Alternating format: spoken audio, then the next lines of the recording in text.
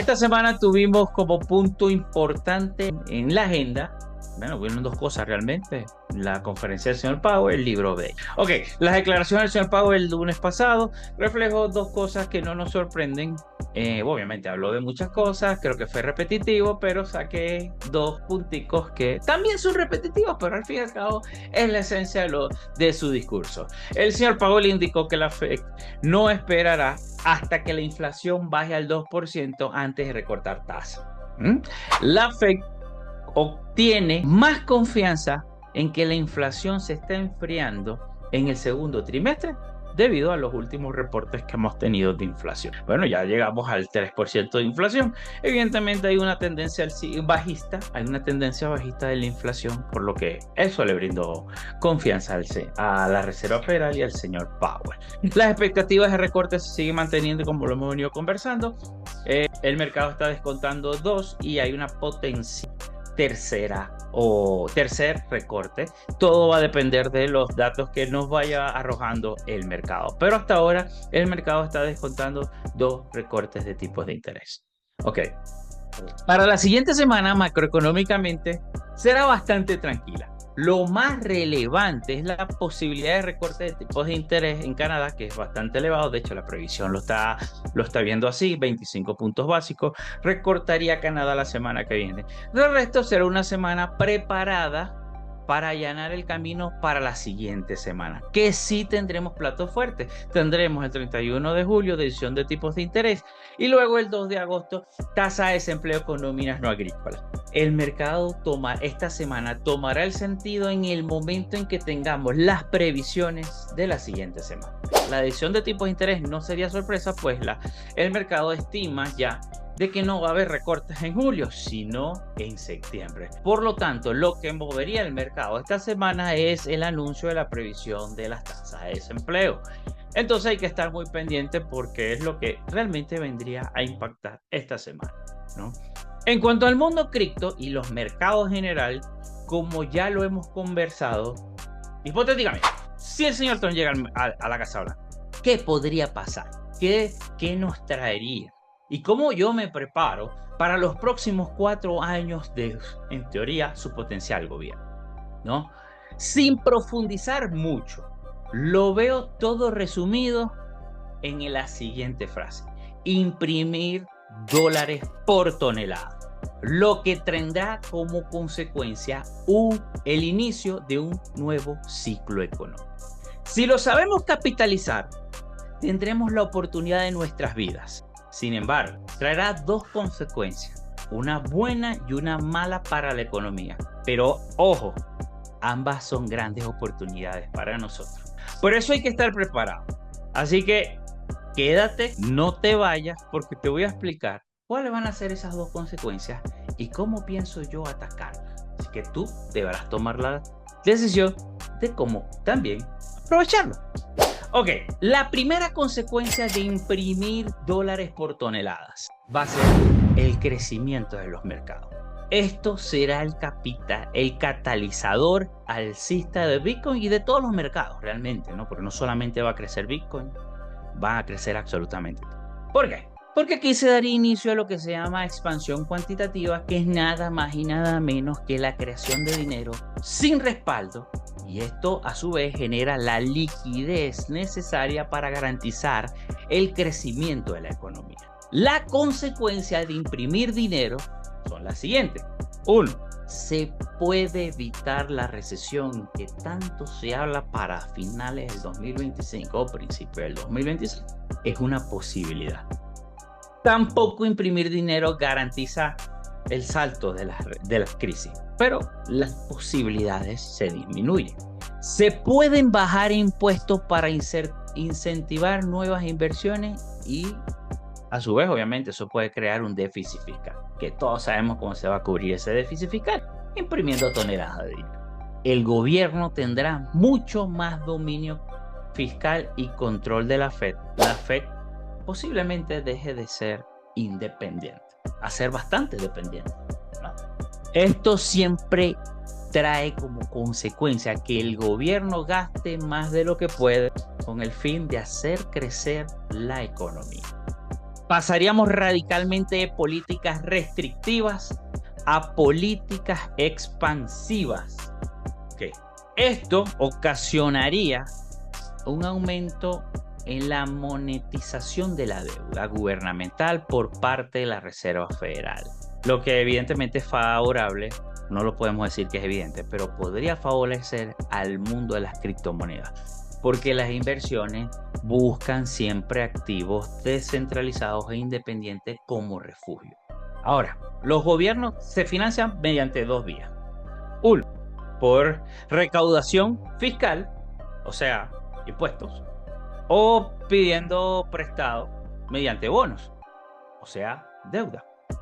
Entonces, mientras se bajan los impuestos, caen los ingresos. Ahora, ¿cómo cubriría un potencial mandato de Trump eso? Imprimiendo dinero, como ya se los comenté. Ahora, ¿cómo llega ese dinero al Tesoro? Bueno, el Tesoro imprime algo que se llama bonos y se los vende a la Reserva Federal. La Reserva Federal le entrega billeticos frescos recién impresos. El objetivo de la monetización de la deuda es que estos bonos se vendan a la Reserva Federal y no al privado, para que así de esa manera el capital privado, entendiendo que la economía se va a expandir, empieza a buscar refugio en los diferentes mercados. Y es aquí donde viene la oportunidad. ¿Qué hacen los ricos que la clase media no hace? Y la respuesta es invertir en los mercados financieros, porque entienden perfectamente los ciclos económicos. En conclusión, si hay más dinero para comprar los mismos activos, la demanda aumenta y los precios también. Debemos estar dentro del mercado. Esa es la conclusión de la primera fase. Vamos a llamarlo fase o consecuencia. Segunda fase o segunda consecuencia. Luego de la inyección de liquidez por el aumento de precio de los activos, se genera lo que hemos venido compartiendo estos últimos 2 años, la inflación. Y para combatir la inflación, se debe subir nuevamente las tasas de interés y entrar en políticas restrictivas. La Fed normalmente reduce su balance de activos, el capital privado se mueve de los activos financieros, o sea, sale de los mercados, y se refugia en los bonos del tesoro. ¿Por qué se refugia en los bonos del tesoro? Bueno, y aquí tengo que dar ejemplo. El mejor inversionista de la historia se llama Warren Buffett. Él renta promedio un 20% al año. Y le gana así al activo predilecto de todos los inversionistas, que es el S&P 500, que renta un 10% promedio al año. O sea, Warren Buffett le saca 2x al S&P 500 y es considerado el mejor inversor del mundo. Okay. A esto se le llama renta variable, a la especulación de los diferentes activos que cotizan en el mercado. O sea, suben y bajan, bueno, es una renta variable. Y como su nombre lo indica, obviamente no es fija, ¿no? Eso quiere decir que un año yo puedo ganar más de un 10% en el S&P 500, como puede ser que haya otros años en los que gane por debajo, incluso puede ser hasta negativo. Han pasado muchos años.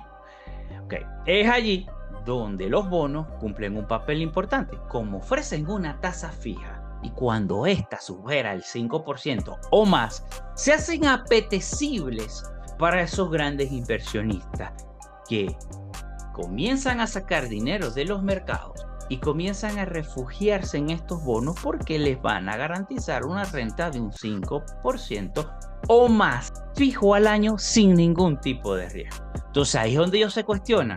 Prefiero estar en el mercado para buscar un 10% con la posibilidad de que pueda rentar negativamente porque ha pasado, o muevo mi capital hacia un 5, un 6%, y se han visto casos que hasta mayores han sido las tasas de interés. Bueno, a esto se le llama renta fija. ¿Ok? Entonces, ¿qué tienen los ricos que la clase media no tiene? Esta es la pregunta clave de esta fase. Y la respuesta es educación financiera. En ese momento, todos los mercados que están en máximos históricos y se genera eso que llaman FOMO, miedo a quedarse fuera, los menos privilegiados sacan ganancias, los más privilegiados sacan ganancias de los mercados. Y los menos privilegiados, al ver que otros ganan, empiezan a comprar los activos que los ricos o los más privilegiados comienzan a vender. Y se da lo que ya les he explicado, la fase de distribución de White. En conclusión, hay una sobreoferta de activos en los mercados y la oferta hace que los precios caigan. Es allí donde ya debemos estar fuera del mercado. Estas son las dos cosas que van a pasar. Van a imprimir primero dinero por toneladas y luego van a tener que subir tasas de interés. En la fase 1, los ricos se refugian dentro de los activos financieros para que su dinero no pierda valor con una potencial inflación a futuro, porque eso es consecuencia de una expansión cuantitativa. Y luego de que se llega a pico de inflación o se comienza a escuchar de que se van a subir tasas para controlar esta inflación, los ricos o los más privilegiados salen de la renta variable y se refugian en la renta fija para esperar que el mercado caiga y ellos tengan su patrimonio en dólares y rentando un porcentaje interesante, fijo, sin correr ningún tipo de riesgo. A esto se le llama tapering. ¿Qué acciones tienes planeadas para este potencial ciclo que podría comenzar con el mandato del señor Trump? Ya yo tengo las mías. Si quieres que te la vaya dando día a día, no te puedes perder nunca una sesión de los domingos.